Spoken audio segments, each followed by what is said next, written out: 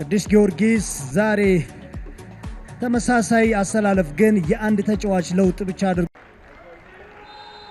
አውጤቱ ሁለቱን ኳሊቲ የሚያሳይ ይመስላል። አዲሱ አቱላ ለሀብታሙ ጉልላት ግሩም ኳስ ነው የሰጠው። ሀብታሙ ጉልላት ሀብታሙ አዲሱ አቱላና አሁንም ሌላ ጓስ ያብስራ ጎሳኤ ያብስራ ወደኋላ ቸርነቱ ፋይሳ ተነጠቀ። ሀብታሙ ጉልላት በፍጥነት ላቤለ ኪዳኔ አሰፋ ኪዳኔ የመጀመሪያው ጎል ምናልባት ቴዎድሮስ ኃይለማርያም ስም ቢኒያም እስካሁን ያወጡት ኳስ የለም ተሞክሮባቸው። አዲሱ አቱላ ተገኑ ሀብታሙ ጉልላት አዲሱ ብርሃኑ ጳውሎስ ከንቲባ ወደ ቅርብ ቋሚ የተመታ ኳስ ነበር። ኪዳኔ ጥላፉቅ ምናልባት መሳይ ሰለሞን ቅዱስ ጊዮርጊስ በኩል እየተመለከትን ያለ ነው። ተገኑ ከኪዳኔ ጋር ተገኑ አምልጦ ኳሱን ወደ ሳጥን ጥሎታል። ሌላ ድል ሀብታሙ ጉልላት የመጀመሪያው ቢግ ቻንስ ትልቅ ድል አብዱ ምን አይነት ኳስ ነው።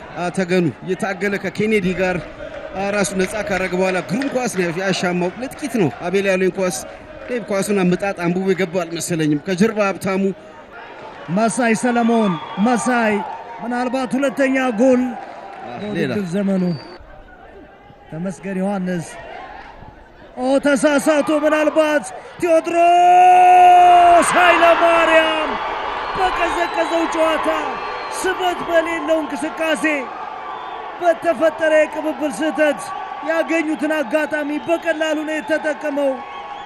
ቴዎድሮስ ኃይለማርያም የውድድር ዘመኑን አራተኛ ጨዋታ እየተጫወተ ነበር። የመጀመሪያ ጎል ነው። ሙሉ 90 ደቂቃ የተጫወተበት ጊዜ የለም። ሶስቱንም ተቀይሮ ገብቶ የመጀመሪያው ኢላማውን የጠበቀ ሙከራ ለወላይታ ዲቻ ወደ ጎልነት ተቀይሯል። ቅዱስ ጊዮርጊስ ከፍ ያለ ኳስ ቁጥር ብልጫ የመጀመሪያው ጥሩ ሙከራ የማድረግ ቅድሚያ ቢኖረው በመከላከል ስህተት ጎል አስተናግዷል። ብዙ አላጠቁም። ወደፊት ተጋብለው አብዱ በቁጥር በዛ ብሎ ጫና አልፈጠሩ። ሴሌብሬት እያደረጉ ቅዱስ ጊዮርጊሶች ጀምረውት ነበር። ሁሉም ተጫዋቾች ከሜዳ ውጭ በሆኑበት ሰዓት ላይ ነው የጀመሩት። ምንድነው የተፈጠረው? ተመስገን ብርሃኑ አሻሙ ጫና ውስጥ ያለ ነው ኳሱን የሰጠው። ዝግጁ አልነበረም ብርሃኑ።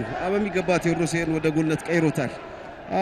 ተመስገን ዮሐንስ ሁለተኛ ጨዋታውን በፋሩቅ ከገባ በኋላ የመጀመሪያው በመጨረሻው ጨዋታ ብዙ አስቸጋሪ ጎል ያስተናገዱ አብዱ። ይሄኛው ግን ጫና ውስጥ አልነበረም አብዱ። ከጀርባ ማንፕሬስ ብቻውን ነው። ኬኔዲ ወደ መስመር ቴዎድሮስ ኃይለማርያምን አግኝቶታል። ቴዎድሮስ ወደ ተቃራኒ አቅጣጫ ወደ ተቃራኒ ሩቁ መስመር ነበር። በድጋሜ በፍቃዱ አግኝቶታል ኳሱን። በፍቃዱ ዝቄል አመለጣቸው። ቅዱስ ቂርቆስ ቴዎድሮስ ኃይለማርያም ለሁለተኛ ጎል እድል ነበረው። ምንድነው የተፈጠረው? በፍቃዱ ወደ ብሎ ሳጥን ውስጥ ያሻመው የቴዎድሮስ ጥያቄ ጳውሎስ ከንቲባ ቢኒያም ገነቱ ጡመ ልሳን ኃይለ ሚካኤል ከቢኒያም ያለፈውን ኳስ አግኝቶት ነበር። ኪዳኔ አሰፋ ተመስገን አልጠበቀውም። ተመስገን ዮሐንስ ጸጋ ከድር ብቸኛ ጎል አሸንፈዋል። ብርሃኑ አሻሞ ቢኒያም ገነቱ ታዲቻ አቤል ለመቆጣጠር ሞር ጡመ ልሳን ረጅም ኳስ ነበር ግን ቢኒያም ገነቱ በስታዲየም 3-1 ያሸነፉበት ቅዱስ ጊዮርጊስ ብቸኛ ከአንድ በላይ ጎል ያስቆጠረበት ምናልባት ተገኑ አመለጠው። አቤል አዲሱ አቱላ ገብቶለታል። አዲሱ አቱላ ፈረሰኞቹን አቻ ማድረግ የሚችልበት አጋጣሚ። አቤል እንዴት አይነት ጥራቱ ከፍ ያለ ኳስ ነው ያቀበለው። ኬኔዲ ወድቋል አብዱ። በግራ ሳይድ ያለው ክፍተት ተመልከት። ቆንጆ ሩጫ ነው። በፍቃዱ ጀርባ የሮጠው አዲሱ አቱላ። አቤል ምን አይነት ኳስ ነው እንዳልከው ሴንተር ያደረገለት። ይሄ ኳስ በታፒንግ ብቻ የሚፈልግ ኳስ ነበር። አዲሱ አቱላ ጥቂት ኢንች ቅዱስ ጊዮርጊስ አቻ ለሞት ቀርቦ ነበር። አዲሱ ፊት ላይ የምታየው ቁጭት ያን የሚያሳይ ነው አብዱ። በጣም ፉአድ ወደ ተገኑ ቀጥታ ረጅም ኳስ ወደ ሳጥን። አዲሱ አቱላ ከጨዋታ ውጭ ነው። ሄኖክ ዮሐንስ ጥሩ ኳስ ነው ሰርስሮ የወሰደበት። አቤል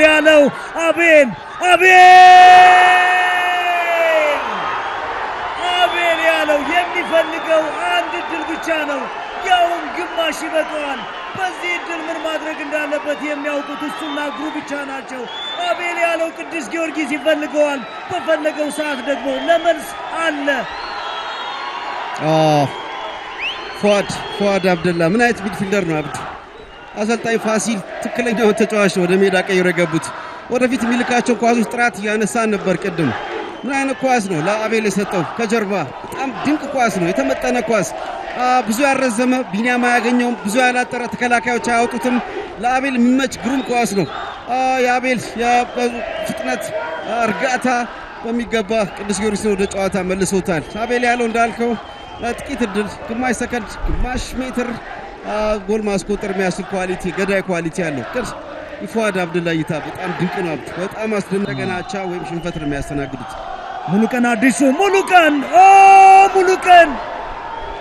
ላይ ተገኖ ወደ ግራ መጥቷል። አዲሱ አቤል ያለው ለዚህኛው ኳስ መገኘት ምክንያት የነበረው ተጫዋች ያሬድ ዳርዛ፣ ያሬድ ወደሚመቸው ቦታ ጨዋታ ወደ ሌላ ምዕራፍ እየሄደ ነው። ፉአድ አብደላ ሌላ ገዳይ ኳስ፣ ፉአድ አብደላ ለአቤል ነበር አልፏል። ስለዚህ ሌላ ድል ምናልባት ኪዳኔ